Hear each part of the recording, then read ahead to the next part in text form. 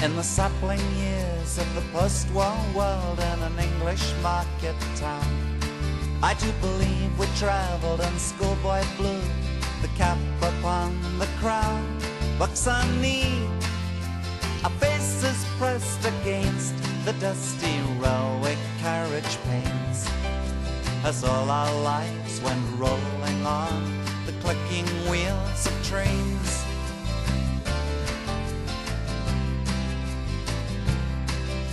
The school years passed like eternity, and at last were left behind, and it seemed the city was calling me to see what I might find.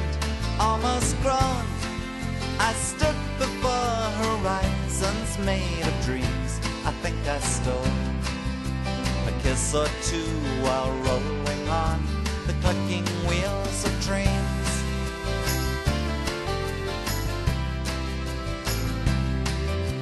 Trains, all our lives were a whistle stop, a fan of tires or chains, throwing words like fireworks in the air. Not much remains, a photograph in your memory through the colored lens of time. All our lives were just a smudge of smoke against the sky.